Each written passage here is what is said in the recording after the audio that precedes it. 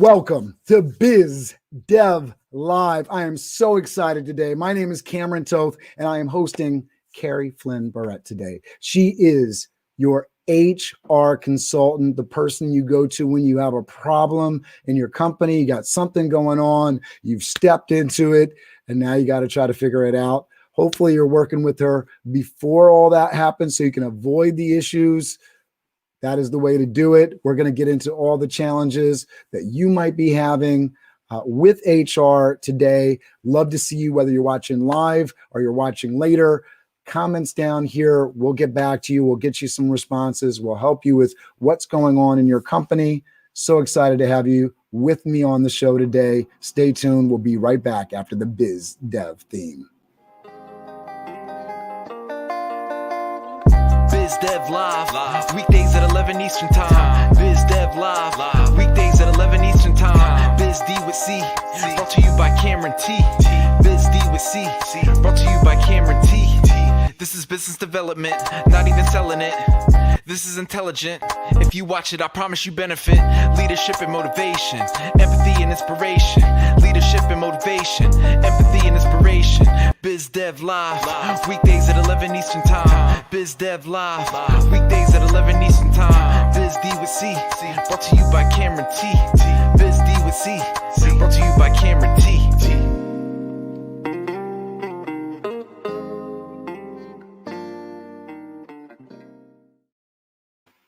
Kerry Flynn Barrett is known as the nurse of HR.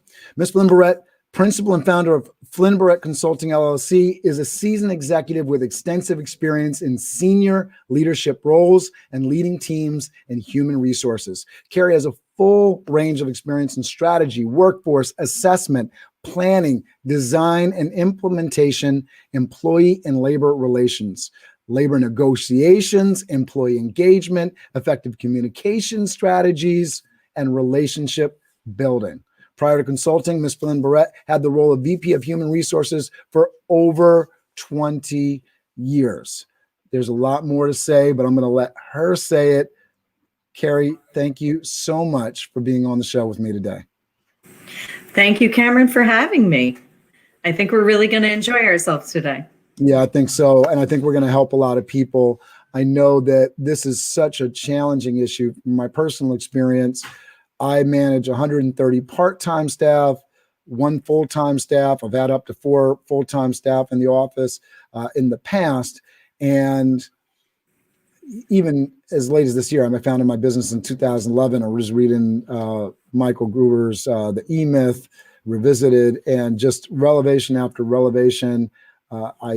One of the things that drives me, the passion I have in this world, is to help people avoid the mistakes and pitfalls, especially if I've already gone through them. Like, let me help you out. Let me not, let me make sure you're not doing that thing. Like, save time, make money faster, have a more enjoyable experience in building your company and working with people. It's so important. And this human resources thing is such a big deal, especially if you're an entrepreneur trying to scale, or even if you're just an entrepreneur trying to make sure that you don't land in hot water or some kind of lawsuit that's going to be detrimental or so challenging and frustrating for your business. So tell everybody what you're doing right now, and then we'll get into your background and your story and why you're passionate about what you do. Okay. So I actually have my own HR consulting company after, as Cameron said, after working for a number of years in the corporate healthcare environment, I now do my own consulting. And what I really do is I'm out there helping business leaders to really solve their people problems. And as Cameron said, he's right. It's really great when you can learn in advance so that you're not dealing with the problem, but you're actually preventing the problem. So that is the best work that I do. And I love working with this because to me, HR is like a huge puzzle, and it's putting the pieces together to solve something and to help the business grow. Most often, small to medium-sized company leaders, they're so focused in growing their business and really, especially during the pandemic, and making sure that they're maintaining what they need, that they just can't spend the time to focus on it. And perhaps nor do they want to. So I go in and I help them, and I am their HR person, their external HR strategist. So, and I'm having a tremendous amount of time, fun time doing it. I love that. And so let's get into this. Like, why did you go down this road? I think one of those things, being the human resources person, for everybody that's been watching The Office, right? And now the name is gone completely out of my head, the poor guy, but he gets such a hard time. Michael. Well, there's Michael, who's the boss, but there's the HR guy that he hates. That's like his enemy. And his nemesis. Yeah. He's just like, I can't stand you. Like, you take all the fun out of everything. So, So, The Office is the HR person's dream show to watch, because it is just so crazy. It takes every possible thing that you might have seen in your career and said, oh, dear Lord, they actually have a TV show about it. I would always say to people that each and every day I'd go in and say, okay, well, I can't beat some of those stories that I've had over the past 20 years. But let me tell you, people don't disappoint. It's really pretty amazing. It's so interesting. And just on like an HR related thing, and then I want to get into your story, but you just get some things that go along. So I actually had an employee of mine who was on an event, and I want to shout out Tim Colson, who's checking in, shouting out Kerry, and then Oscar. I think it's the nurse in her, right? Very good, Oscar.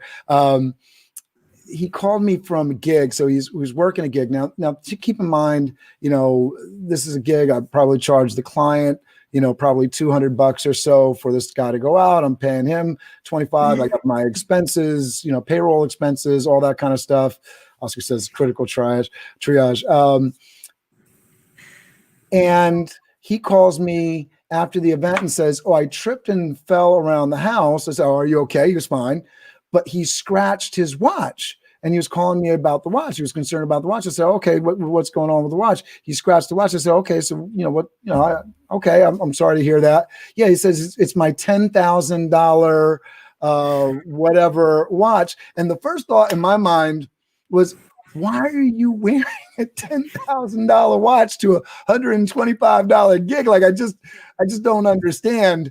But those are the sort of things that come up. Like, this guy, who's an employee of my company, is calling me because he scratched his watch because he fell walking around in the dark. He's got a cell phone, I'm sure. He could have put on a light. Like, I don't know why he tripped going around the house. And I felt for him. Like, stuff like that happens. We've had people injure themselves on the job. You don't necessarily think of this stuff when you're planning your company. But, I've had people, they're grabbing a hot box, going in an elevator. It went over the bump. It shredded their finger. We had to, that's why we have insurance, workers' comp, all this kind of stuff. Exactly.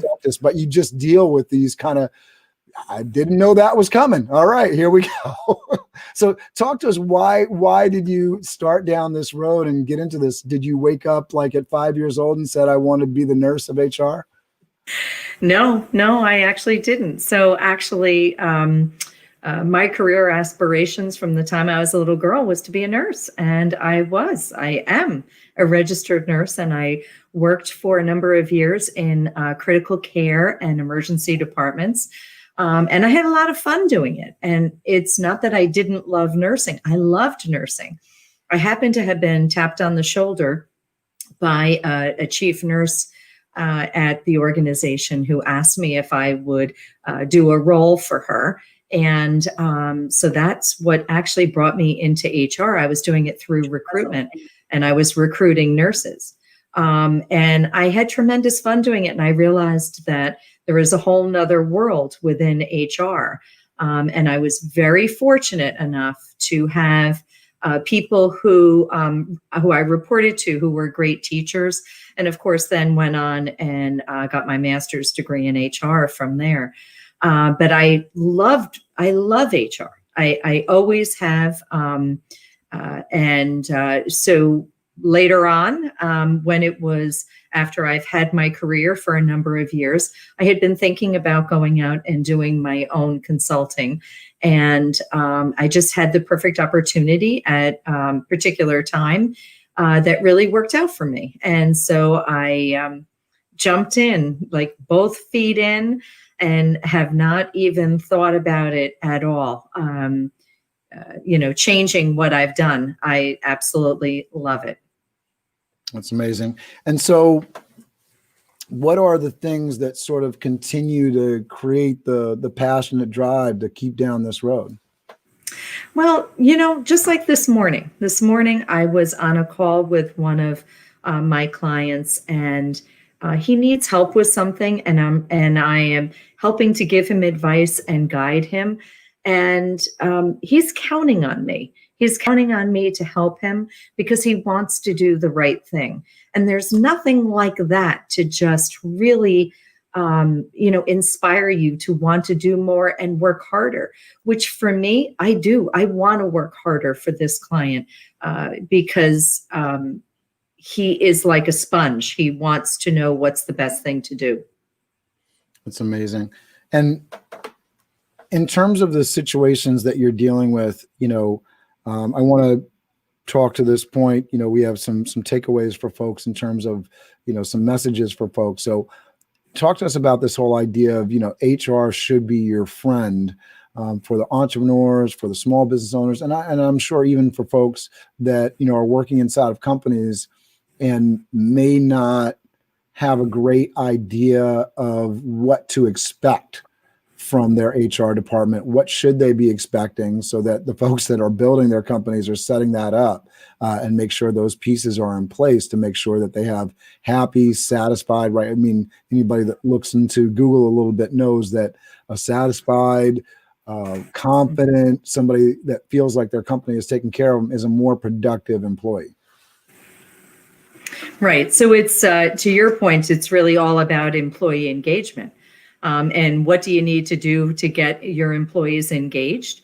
It's a whole lot of work to be done. But to start off with, what you said is HR is your partner. They are not the nemesis that you go onto Google and say HR joke. You can get plenty of them. And there are people who really think that HR is not their friend. But they are. HR is your friend. HR is your friend. Use them as a partner. Include them early on in the conversation of whatever the business problem is or whatever it is that you're trying to achieve. And we can help you to make sure that it's a smooth road when it comes to the people side of the business. So I think that is something that is incredibly important because very often HR is not included until the very end. And then there's some problem and that HR needs to solve. And there is an expectation that they're just going to solve it right overnight. I give the example, and I say this to people all the time. Whenever somebody asks me an HR question, 999 times out of 1,000, I'm asking them at least 2 questions before I respond to their question. And the reason why is generally you just need to get more information before it is that you can respond. And that's what we're really trying to teach you too. Don't take everything at face value. Don't listen to the person who is the first person who comes and complains about something. Find out what the other person's perspective is. Find out what others in the office, what their perspective is. Don't just assume that that's what the thought is from everyone. Be careful of that because that's a huge trap. So sometimes I would say, if somebody texts me at 2:00 in the morning looking for an answer on something, I really need to have more of a conversation than just answering like yes, no, or a simple sentence. It's just not that easy. And we want to make sure that we're making a comprehensive, thorough decision that's going to help you and not hinder anything in the future. Yeah, I think one of the big things that you just addressed in terms of, most often what you're dealing with HR is not, even a problem like my guy that was calling about his watch, or maybe somebody that's, asking about, maternity leave or benefits. More often than not, it's, Sally did this, I think Sally da da da da da. Right. And how do you actually deal with those kind of problems? Because those can flare up real quick, and it can create big problems in your organization, whether you're running a restaurant or a Fortune 500 company. When there's infighting and people belly aching, you got to be able to drive that communication. I know one of the pieces to that puzzle is non-opinionated statements, right? So not coming from a place of opinion, coming from a place of what was actually witnessed, what was actually seen, and making sure that you're being discreet, talking to the parties individually, seeing where the parties, the stories match up so that you can actually make some concrete decisions. And in doing that, I want you to kind of do a deeper dive into that, because how do you do the follow-up in those situations? How immediate do you need to be? And then how do you drive outcomes? Right. So the answer to that question, Cameron, is really simple. It depends. So first, trying to get into something that is a bit of a conflict. Very often I am called by people, or people reach out to me, business leaders, to say they have a problem. And it's a people-related problem. It's two employees who are in a conflict. And like Cameron, you had said, they really think it's this person that's the problem. And it might be because they have a perception of something or some form of bias in relation to that person from previous experience. And it may not be that that's the case, right? So we need to dig deep into things to find out what's going on. And the reason why is there is nothing worse than in an office when you have a conflict going on. It reduces productivity. It reduces employee engagement. And by the way, it's not just affecting those two people, it's affecting everyone else around them. Because those two people, that vibe that those two people are putting off is actually spread out amongst the whole team. So it is really important for your bottom line to have that employee engagement. You want to have your business grow. You want to see how those people are responding to customers that you deal with, whether or not it's in person, on the phone. That is really, really important. So employee engagement equals money to you. I hope I answered your question, Cameron. No, you did. And I think that money situation is so big, because one of the things that I've been successful with, and I've certainly, we're going to get into some of the things that I've really failed at on the HR level, but some of the things that I have done well is set up expectations really well and created a culture within the company. Some of my favorite stories are other employees, without me having to say anything, without me directing, and without even me putting out a formal guide, going up to other folks and saying, hey, that's not what we do here. Somebody was coming onto the work site in like a wife beater, a t-shirt, with the underarms, kind of exposed, all that kind of stuff. We're a professional wait staff, hospitality company. My waiter kind of comes up, hey, just to let you know, that's not what we do here. And just, I'm not on site. So that kind of thing, if you want to grow and scale your company, you got to create that culture and that communication and those expectations that play forward. I don't know if you want to kind of get into that a little bit before I start talking about all the things that I've really screwed up. Yeah. So, onboarding, to your point, is how you really help the culture. To make sure that you are, when you're bringing somebody into the organization and helping them, training them to do what they need to do for their job. It really is important to do that well. To your point, when you do that well, the other employees really focus on the fact that they are driving that culture day in, day out. And so it sounds like, Cameron, you've done a great job with that, because your group is really walking the walk, talking the talk for you. And if you've done that onboarding well, you will actually achieve that. Yeah. And I've done that really well with my core competency, which is hiring waiters, bartenders, kitchen assistants, chefs. They're part-time staff too. So there's a little bit, of, that, on-call nature of it. So there's not the full-time issues that you run into with, all right, now, if there's any kind of issue or challenge, it's a more, drawn out procedure for letting somebody go, a deeper conversation, with the part-time staff in the gig economy. I set up expectations. If you're not living up to them, you just don't get really the next gig. And that's usually the biggest part of the conversation. Some of the tougher ones that we've had to have. And when I started my company in 2011, one of the first things that we sort of changed was I had this expectation, being a sort of benevolent kind of guy, and thinking that, people are generally good. I don't need to have a conversation with people about alcohol and, some just regular, sort of common sense policy stuff. Well, guess what? You got to have those conversations, because later on, when you say, hey, even if you look like you're drinking on the job, we're going to take you off the job because that's not appropriate. You can't do that if you haven't set up that expectation in the onboarding process. So where I've really sort of not done a great job, and I'll go back to 2017, is I wanted to bring in, and I think this is where a lot of people find themselves. You got to bring on vendors, maybe not full-time folks, or maybe you do need to bring on somebody, one person full-time.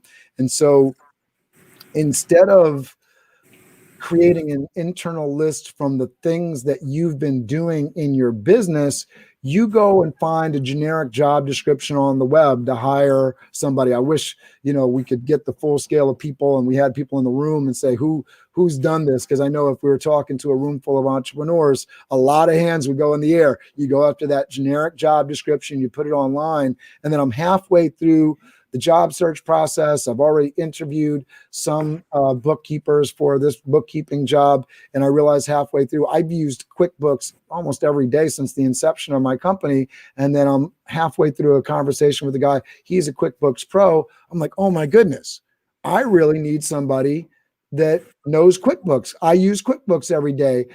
It wasn't part of the job description because not everybody uses QuickBooks, so it's not a part of the generic job description. So really understanding your HR role from day one in the company, so that position, when you do have to hire an HR person or you got to hire a bookkeeper, you're doing it all as a solopreneur or for a small business, maybe with a one partner or whatnot.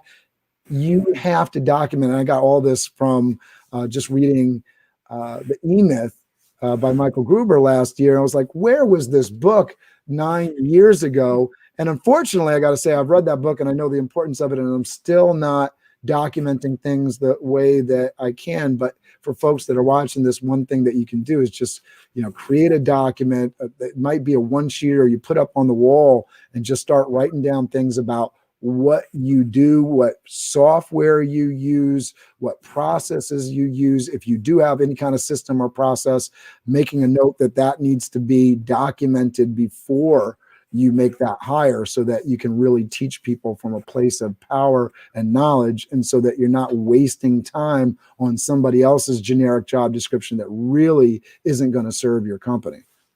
Right.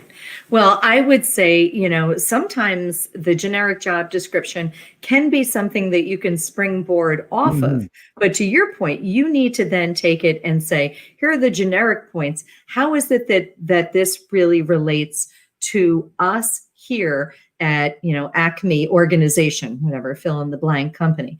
But that's, that is something that making sure that the process is actually documented somewhere, because that's not only going to help you to find somebody, it's going to help you to train somebody into the role so that they're successful in their role. Don't forget that part as well. We're talking about speed ramp, right? It makes things faster.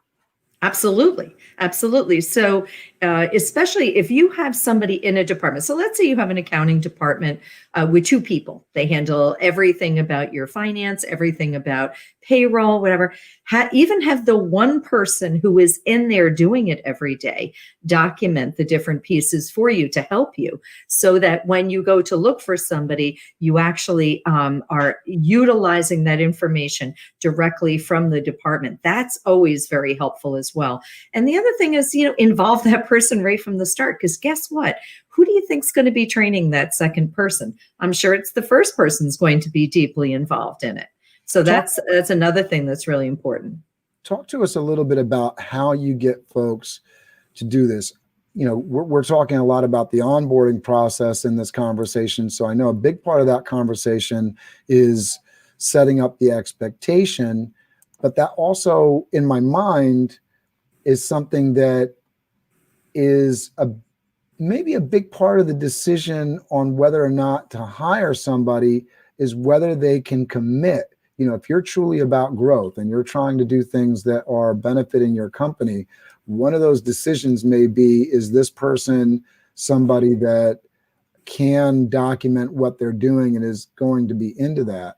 And then, maybe that might be helpful for folks to sort of understand how you make some of those trade-off decisions in hiring in a smart way. When do you say, oh, this person isn't really good at that, but it's okay because they're this much good at that? How do you make some of those decisions? Well, sometimes, to be honest, Cameron, it has a lot to do with your gut. And there are plenty of books out there with the recruitment that will tell you that forget about your gut. I disagree tremendously. Sometimes you interview somebody and you just say, you know what, this is the right person. They have the right customer service perspective. They're going to fit into our culture perfectly. Perhaps they don't have this particular technical skill. We can always train them on that technical skill. I've always used the adage of hire for attitude, train for skill. Because it's a lot harder to teach somebody to be friendly to customers than it is to teach somebody to use Microsoft Word. I mean, that can be done with a training class, easy. One thing I do want to say that you had previously said that, you're a nice boss. And so you assumed that the nice guy doesn't have to say something. Well, I want to tell you, Cameron, it's important to be a nice person, right? Because you don't want to be the, completely difficult boss who never listens, who doesn't pay attention, could care less about your family. To have that emotional intelligence with your staff is huge. It is absolutely huge. But to your point too, you don't want to be duped, but make sure people understand the rules of the road right up front. If they understand those rules of the road, then it's a lot easier. Yeah. Megan Tully Granero says, and sometimes, right off the bat that they're not a good fit. Trust your gut. I think that's probably, more so to the point on the positive, and you don't want to go, nobody wants to be negative, but if you're getting some sort of sense or feeling, I would say trust the negative sensation more, maybe bear it out, find some evidence. I know there's lots of different ways to figure out things. I know one of the big things in terms of onboarding people right now is really looking at claims versus, actual results that people have had in the past. So let's say you're hiring a bookkeeper or a social media manager. Those are very different posts. But if you're hiring a bookkeeper, it's more than just the skills. It's do they actually communicate with you in a good way? So there's that aspect of it, because you got to work with them and probably pretty closely if it's financials.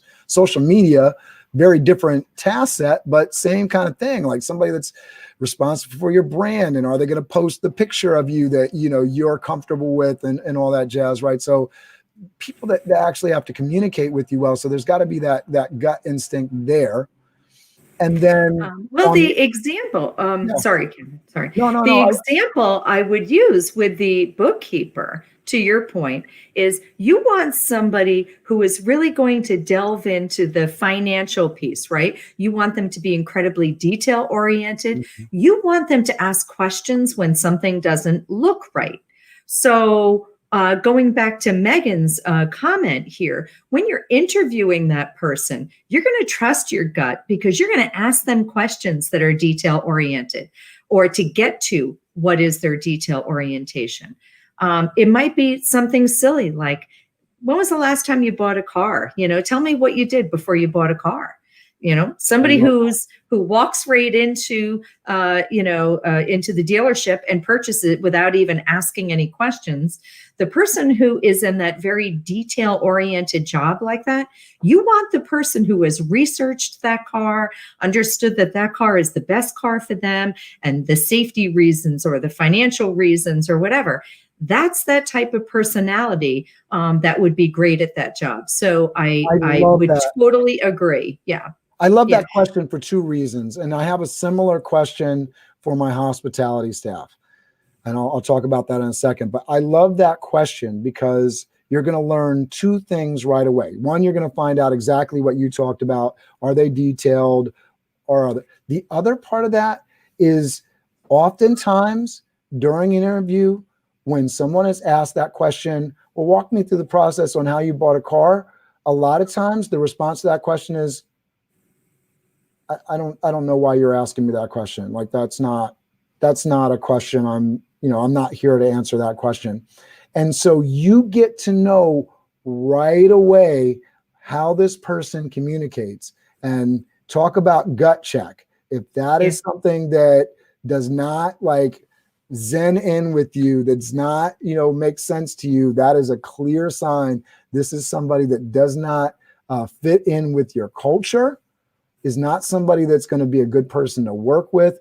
For my waiters and bartenders and kitchen assistants and chefs, I ask them, tell me about the most memorable, enjoyable, end-to-end dining experience that they've ever had. And I'll have a lot of people that say, I've never really had a fancy dining experience. And that can come off as somewhat of a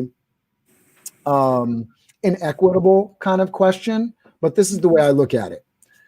Whether you went out for a really nice dinner at a very fancy restaurant, or you were invited to a wedding, or Mama Barrett was preparing a meal when you were kids and she just served the table. You've had a dining experience. If you care about food, and think about the folks that are applying for my hospitality, you got to care about kind of what we're doing. So right away, if they can't come up with one single experience, and I've got these same kind of answers from the 19-year-old and the 60, 70-year-old, kind of thing. Oh, I just, so right away, that's a clear sign. This is somebody that does not fit in with your culture. So I love questions like those as a part of the interview process. It's not something that you're going to think of right away. And it's typically not something you're going to find on the generic interview kind of questions, but those kind of questions, those are, everybody talks about building culture of your organization and all that kind of stuff. Those are great, fantastic ways to get a gut feel. And in addition, because these are not, what's your greatest strength, what's your greatest weakness kind of questions that everybody kind of rehearses, you really get a good feel for their communication style, how they communicate, how they can be eloquent or not eloquent with their words. It's really, that is something that I would recommend for anybody that's hiring staff. Absolutely, because that really helps you to understand how they're going to be dealing with your customer base. Don't forget that. So if a customer asks a particular question that they say, well, I don't know the answer to that, or I'm not the person to answer it, instead of responding and saying, you know what, I don't have the answer, but let me get that answer for you and get back to you. Two completely different answers, right? So you want the person who has that capability, the latter capability. Yeah, I can talk about this all day because this is like my fun in terms of the hiring process. We talk about just in the idea of, being helpful to each other. And Megan, I want to thank you so much for this comment because I thought this spurred a really great conversation. So folks that are watching this, please get your comments in, whatever your challenges, struggles with HR, get it in now so me and Kerry can address it. She's got a lot of experience and really can help you avoid some of the pitfalls. To that point, I want to kind of shift the conversation a little bit because I can go deep into like all the different things that we can ask staff and train them. I think I was getting started on just the idea of exactly what you were saying. There's a big difference between, maybe my back hurts and I can't lift this up, and me just walking by saying, sorry, I can't help you, and saying, oh, my back hurts, I can't help you myself, but let me go find somebody to help you, right? There's a big difference between the attitude of I want to help you versus nope, just versus not my problem, right? Yeah, versus it's not my job. Which Right. I think translates well into this sort of next thing, right? So we're talking about communication during the pandemic and in general, right? But particularly during the pandemic, you're seeing people posting things on their social media, and maybe some of the communication to staff is a little challenging, to say the least. I know you have a particular message on this for folks that are running organizations, that have vendor partners, that have clients. If they're having challenges and struggles with the business, what should that communication look like in general? Everybody's looking for somebody that's authentic and real. However, I think you got some messages for folks on how they go about doing that.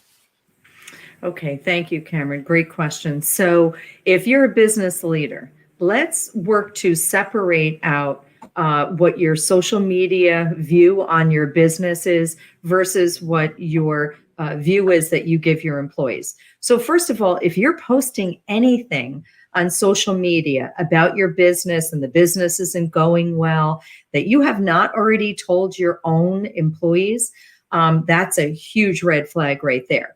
So let's just start with, for the moment, about what you should be doing with your own staff, right? Communicate, communicate, communicate. And just when you think you've communicated enough, communicate some more.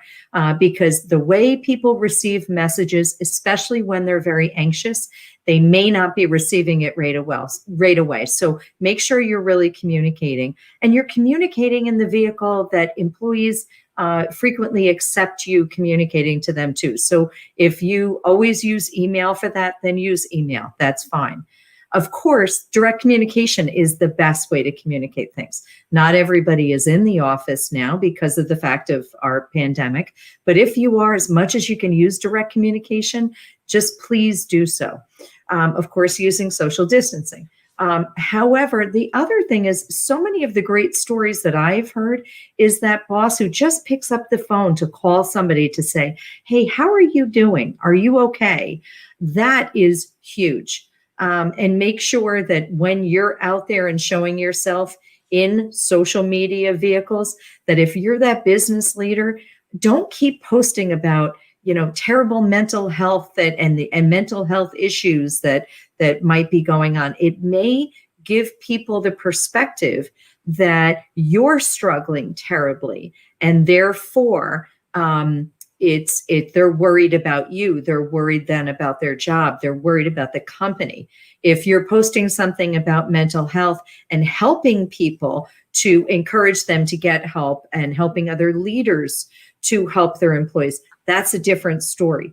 But you're under a microscope in a major way now, even more so than you've ever been as a business leader. So be careful of that. So I hope I answered your question, Cameron. No, absolutely. And I think something that will be really helpful to a lot of folks, including myself, early on, as we got into the pandemic, I was hosting Zoom forum chats. I was inviting all the staff via email. I know in hindsight, my folks are waiters, bartenders, kitchen assistants, chefs. They're not comfortable on the video platform, whether access to technology, space in the home, all the same issues that kids are going through with at-home learning, all that kind of stuff. I know that in hindsight, I should have probably did it a little bit of a different way. For folks that are wanting to follow up with clients, for folks that are wanting to follow up with staff and do that check-in call, but they also want to be cognizant of their time. When I get on the phone with an employee, I give of my time, and without like some sort of serious barrier to me continuing on the call, somebody's asking me for advice, I go in. And so I think for a lot of people, they're like, well, yeah, I want to reach out to everybody, but I also got to get things done. So how do I manage this? How do I seem empathetic to the people that I'm talking to, but also communicate that I care, but I have to move on to the next thing? How do you recommend people do that? So I think one of those things is, I mean, the employees know that you're busy. It's not like they don't know that you're busy. But first of all, how to get to it, schedule time. So whenever we want something to absolutely be done, I always recommend for people, put it on your calendar. If you need time to just work on work, then schedule that on your calendar as well. And figure it out that you're going to set a goal. I'm going to call, you said you had 100 more staff. So I don't know, I'm going to call 5 staff members this week, and I'm going to put on the calendar for 15 minutes. And when you get on the call with the person, say, you know what? I have about 15 minutes just to talk to you and to see how you're doing. You're setting the tone right up front, but you're also reaching out and letting them know. If in fact going onto a video is too difficult, I don't know if they want to be communicated via text, to text them and say, is this a good time that we can talk at 10 o'clock this morning or at 4 o'clock this afternoon? Check in with them first, because they're busy too. And it might be that they're busy with taking care of kids, schooling their kids, whatever it is that they're doing. So I think it's really important to make sure that you are reaching out and that you do set times and set the parameters. Those are realistic parameters, Cameron, for sure. Is that the same kind of method that you would do with your clients too, saying I want to check in with clients and sort of setting those kind of same parameters? Say I got 15 minutes to talk to you. I just want to check in, see how you're doing. Yeah, I don't even necessarily give them the time frame, but say I want to check in, see how you're doing. Because remember, with the client, of course, the client wins in this. So whatever their time frame is, that's what we need, right? But making sure that you're doing those check-ins to see how they're doing on a business level, see how they're doing on a personal level, because it's a really, really, really tough time.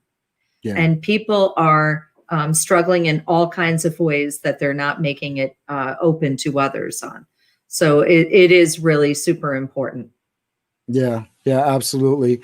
I think about the advice early on. I think we both know Rob Genovese, and I remember sitting in a Master Networks meeting at the beginning of the pandemic, and he was saying, this is the time that you need to work on your business, because whoever works right now is going to come out of this so much stronger and better. So I think always remembering that, yes, it's challenging times, but challenging times, we don't, the deaths, I mean, the craziness that's going on, yes, but there's going to always be opportunity. And especially in times of adversity, there's going to be opportunity. Right now, for a lot of businesses like, Toth Event Staffing, we're alive and we're kicking, luckily, thanks to government programs, PPP, and whatnot. But,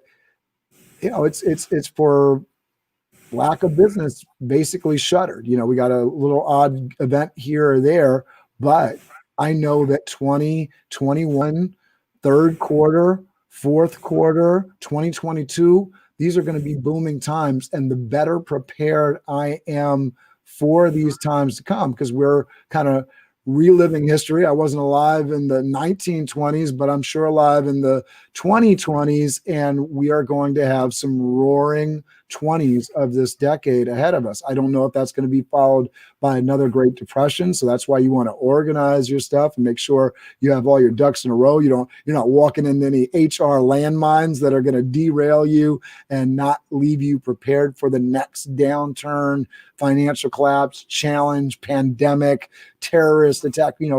We've been through it all in the last 20 years. We know there's an event just over the horizon. We don't know how long it is until it arrives, but it's coming. So there's some good times, I think, coming, and there's always another bad time around the corner. And so what are you doing to set yourself up to take advantage of the opportunities around you? I want to make sure that you're sort of giving people that framework for how they can set themselves up to really take advantage of the opportunities to come.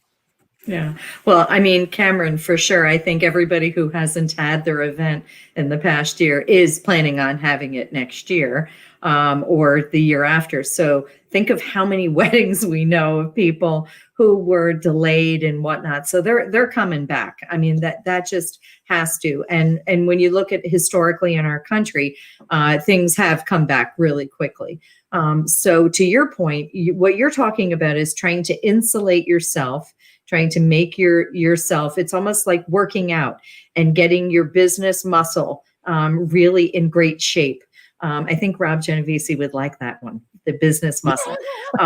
But having your business muscle in great shape so that you're prepared going forward. If in fact you have to, reduce the amount of staff that you have in order to prepare for the future, make it lean and mean. This is a time to review your expenses, to make sure that you're paying attention to it.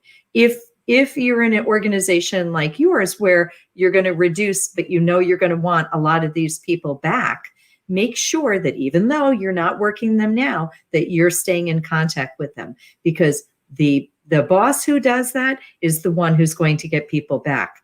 The one who ignores them completely and then, a year later reaches out and says, "Oh, I need you next Sunday." I don't think that's going to work. But if you've always been the one who's reaching out, then that's a different story. Those people are absolutely positively going to say, "Yes, that's Cameron. He cares about us. He has great emotional intelligence, and he's there. That's the person who I want to work for."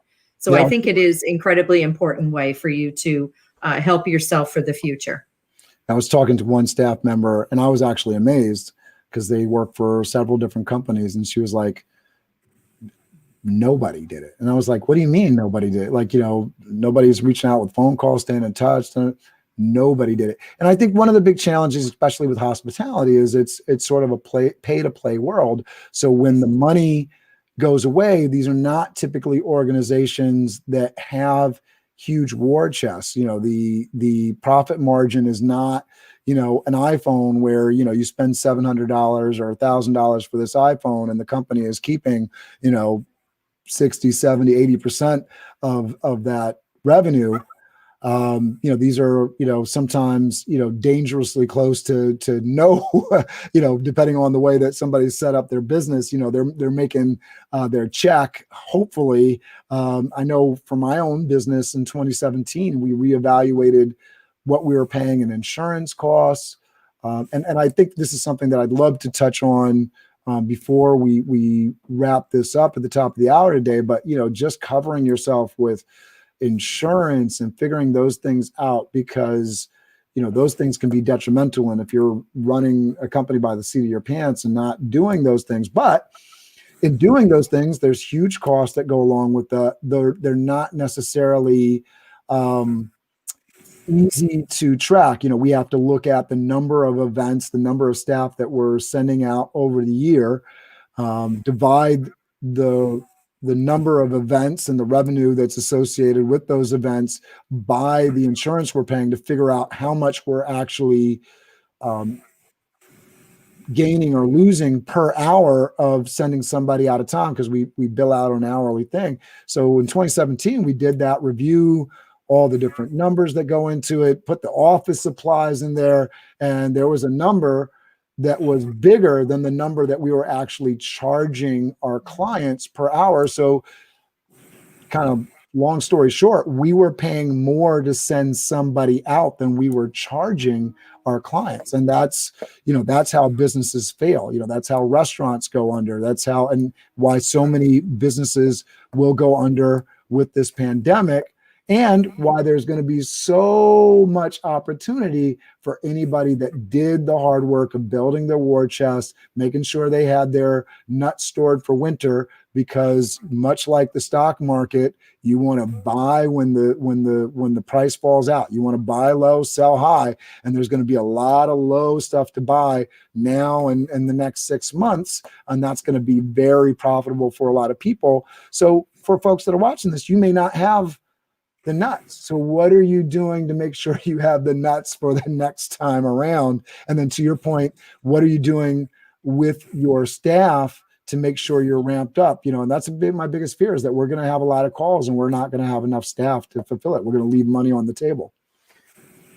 Well, I mean, I think to your point, the way in which that you, first of all, from a business standpoint, how you've assessed really what your total cost for that employee is, which is really your total overhead, right? What are you getting? So your cost and your expense that you are charging out there for your clients now has to be higher than what it was. Okay, fine.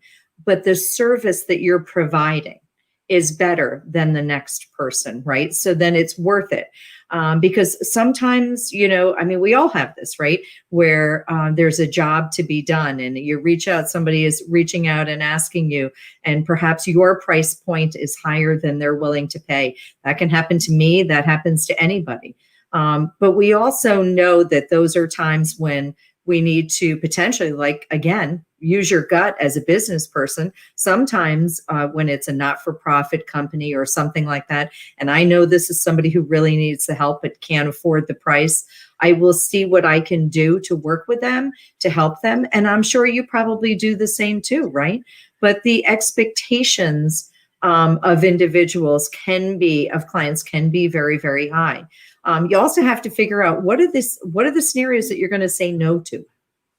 So maybe you just really can't do that job because, whatever person only wants to pay X amount and it's not worth it for you to do it. To your point, it's going to cost you more to have that person go out in advance.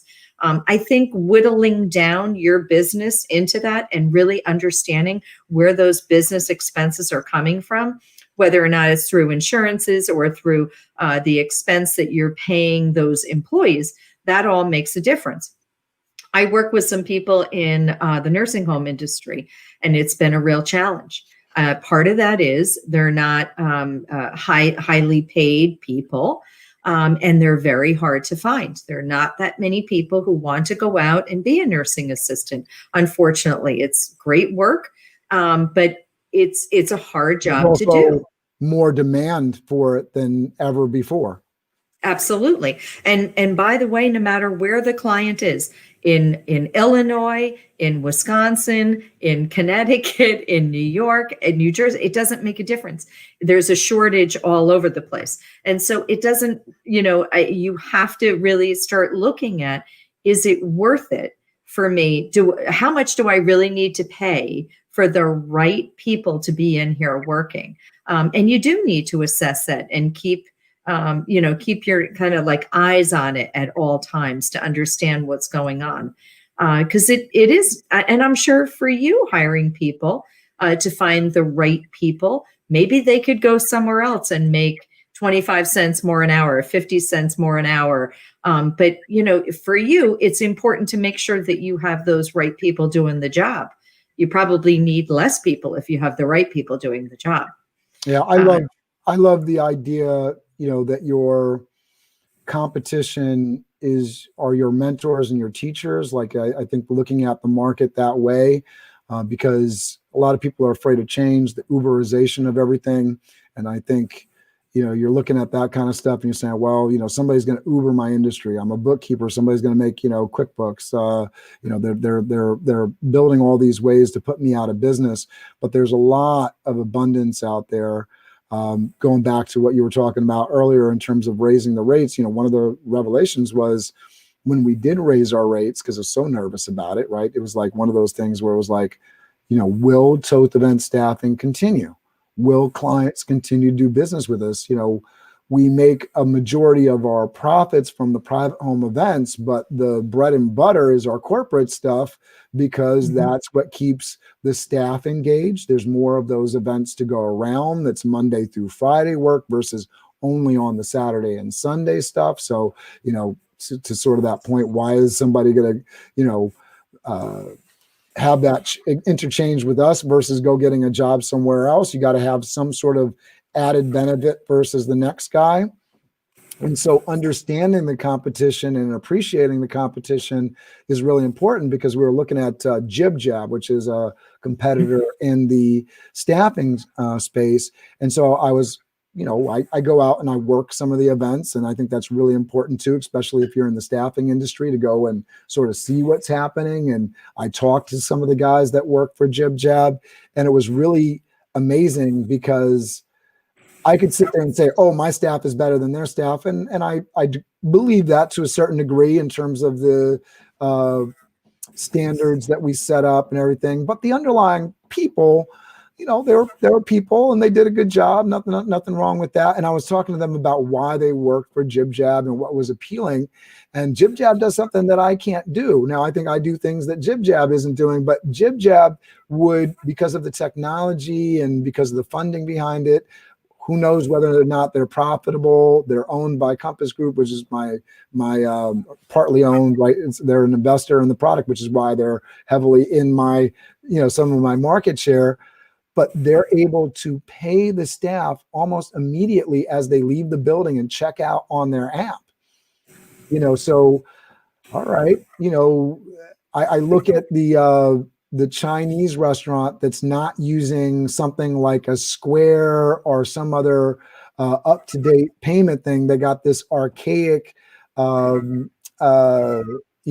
thing where they got it's a monster kind of machine, and I'm sure that they're getting charged like 15% credit card fees on it, like all the old school merchant fees, because they haven't sort of looked at other stuff out there. So it's so valuable to look at what else is going on in the marketplace and adjust accordingly. And then that whole revelation of like, you can charge more. When I raised my prices, people just said yes. And, the folks that said no, those weren't, going by the like 80-20 rule, that was the 80% of my problems. I just got rid of it because I raised my price, and the 20%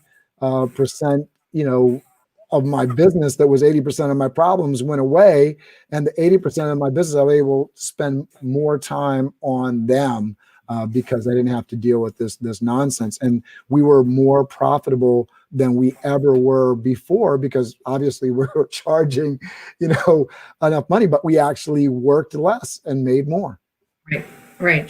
Well, I think the thing is that what you really did is you looked at every single piece of expense, and that's really important. I mean, I think a lot of people are doing that personally in their private lives, but looking at it on the business side is really important. The other thing is, remember, listen to your employees. Your employees have some really great ideas that are cost savings. Reach out to them and say, you know what? We're trying to really do whatever we can to reduce our expenses. If anybody has any great idea, please let us know. Give them some form of a kind of reward for it, a gift card to something, whatever, for a great idea. It's worthwhile. They work with this every single day. And two things will happen. One, you're going to get some good ideas. There's no doubt about it. And number two, your employees are going to be looking at you like, oh my gosh, they really care what my opinion is. And that is something that is incredibly important. Yeah, no, that face-to-face time with your employees, with your clients, in terms of brand building, I don't think we talk about enough of that in the HR space. But when you see companies like Google and, Regeneron, which is local to us, and they really care about being like that number one in customer satisfaction, because how much does that help them recruit the very best people? So you may not be the biggest player on the block, but if you treat people the best, people will work for a little bit less money in a lot of situations. They'll do things that they wouldn't do for other companies, because they know that you're going to take care of them and you're providing that personal thing. And I think about vendors, like if you're spending some personal time with vendors and making sure that you're getting some face time with them, and that maybe you're contributing to some of the like charitable causes and stuff, it goes a long way to fostering these relationships that really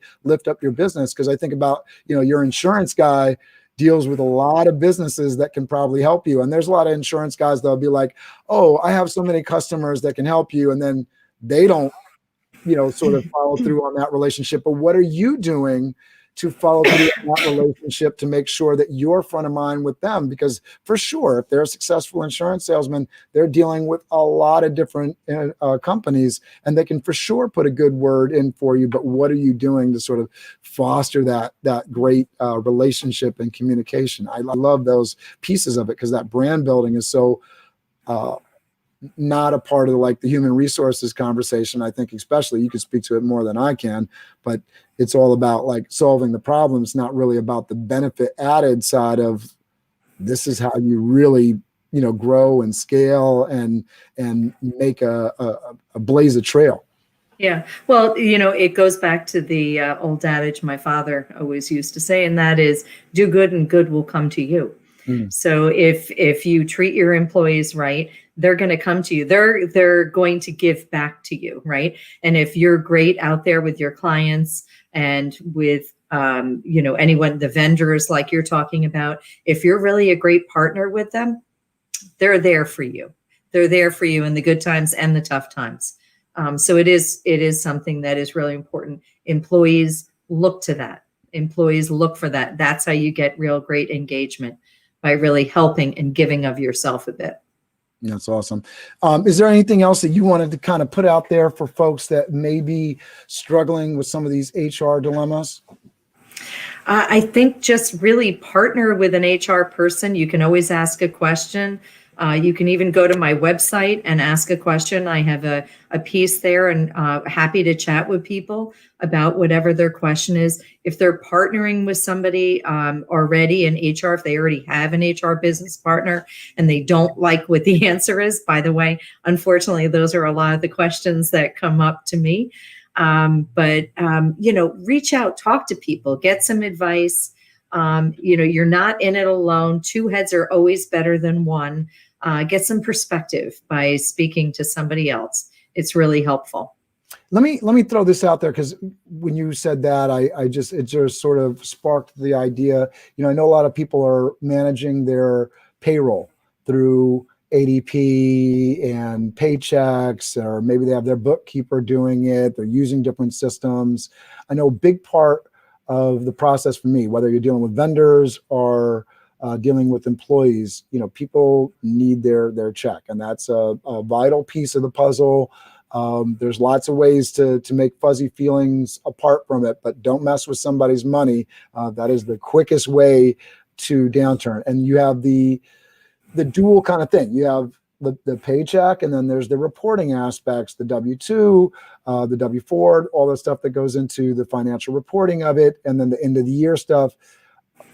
How should people be thinking about, especially, first of all, in terms of HR, I think this is something critical, and I'd love to get your advice on it. Your first employee, if you're an entrepreneur or small business owner, is yourself. And you need to take care of employee number one. So I think you probably got some stuff to say on this, so I'll let you go in. Sure. So I always like to use the airline rule. It's really very simple. When you're on an airline and they tell you if something happens to the plane, the oxygen mask is going to come down, and always put the mask on yourself before putting it on a child. Well, it's the same thing. If you're running the business, put the mask on yourself before you go and help your employees. So in other words, be compassionate to yourself, take care of yourself in every which way. Your employees are watching that. You cannot help them if you're not helping yourself. It's a really, really critical step. If you're not taking care of yourself and you're reaching out to them at all hours of the night and day, they're going to end up being worried about you instead of necessarily being engaged in the work. So make sure that you really are taking care of yourself in whatever way, physically, mentally, to really be smart about it. Very important. Thank you for bringing that up, Cameron. No, I was in a deep conversation on Clubhouse the other day on this, and the idea that in setting up your company, I was running my company as a DBA to begin with, and that got me into hot water with the IRS, and it's created issues that I'm still dealing with to this day. So one of the best decisions that I ever made was switching over to a S corp S Corp in 2015 and paying myself. And how is that really like, you talk about different corporate structures. A lot of people like LLC. Well, S Corp was a really great decision for Toth Event Staffing because we do have a high payroll. For me, I'm not the best with finance. It's a weak area for me. So to give myself a paycheck, the taxes are taken out. I don't have to worry about any of that stuff. People will say, oh, well, you're going to get taxed more that way.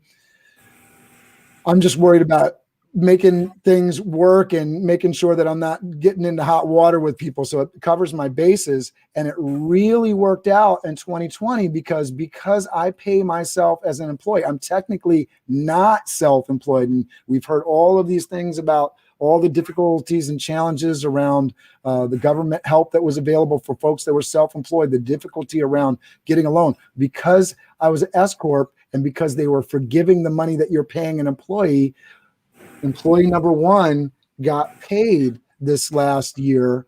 And I can't express enough having that structure that separates your social security number from your business and making sure that you're protecting both your business and your own personal livelihood. It's just so important. And it allowed us to not only do great things for myself, but for some of the staff that we had working with us. Right. Absolutely. Yeah, absolutely. I'm sure that was really critical to help you to really, it didn't impact you in a more serious way, and you understood what employees were going through, and they understood what you were going through, but you weren't putting yourself in such a position where the entire business was going down the drain. That was really important. So kudos to you. And we're going to be alive and well, and so we'll be a resource to people down the road versus this is something that we just gotta, we got to go under. We got debt and and we just can't make it work because no matter what, they were going to charge rent and bills come due. And so we had the resources to get us through it. So I want to make sure that people are connecting with you. I know your LinkedIn information is down below. If you're on Facebook, it's over to the side there. Who are people that you would really like to get in touch with you, Kerry? Well, I would say, any of the business leaders of small to medium-sized companies. I work with all different kinds of companies, although I come out of the healthcare world. I also am working with a company that's an architectural firm. I'm working with one that's fashion oriented. So I work in all different industries. Anybody who is looking to grow their business, very, very important to take a look at the HR aspect. And also anybody who's having like what I refer to as people problems.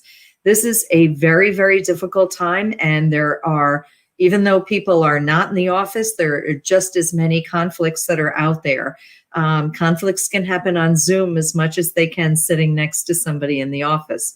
So anybody who is looking for help, I'm here to help them. I work in a way of doing fractional HR for a lot of companies, but I also will go in and do an audit for a company to see if their HR practices are up to speed.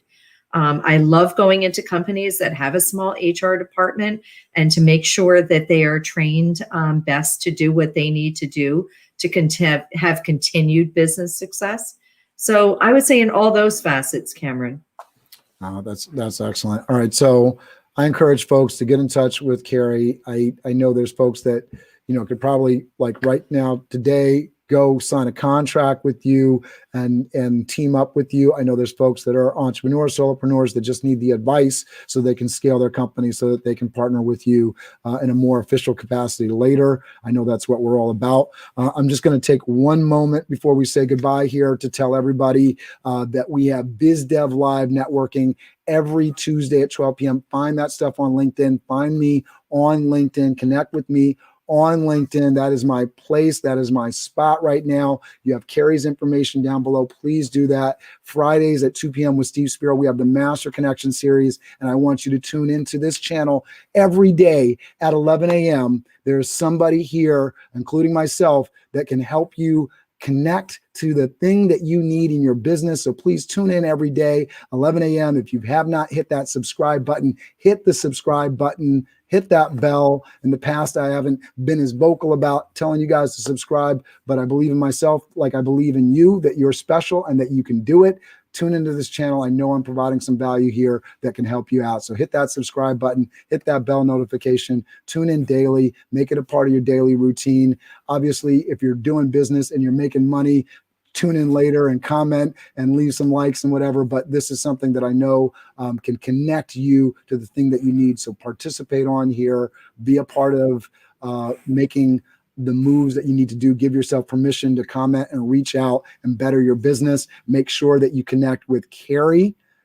You never know, even if you don't have a need right now, you never know when the moment's going to come and you're going to say, oh man, I got to figure out this HR issue and I need this person that has the 20 years of experience and resources that can help you. Kerry, I want to give you the opportunity to say a final goodbye to everybody. Thank you so much for being on this show with me.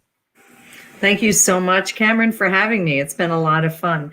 Anybody who wants to reach out, I'm happy to just do a Zoom call with you for an introduction and to really just chat a little bit so we can get to know one another. You can reach out to me. I have a website, www.flynnbarrett.com. Very simple. And like Cameron said, my information is below. I hope to talk to all of you soon. Thank you again, Cameron. Thank you. Biz Dev Live, weekdays at 11 Eastern Time. Biz Dev Live, weekdays at 11 Eastern Time. Biz D with C, brought to you by Cameron T. Biz D with C, brought to you by Cameron T. This is business development, not even selling it. This is intelligent. If you watch it, I promise you benefit. Leadership and motivation, empathy and inspiration. Leadership and motivation, empathy and inspiration. Biz Dev Live, weekdays at 11 Eastern Time. Biz Dev Live, weekdays at 11 Eastern Time. Biz D with C, brought to you by Cameron T. Biz D with C, brought to you by Cameron T.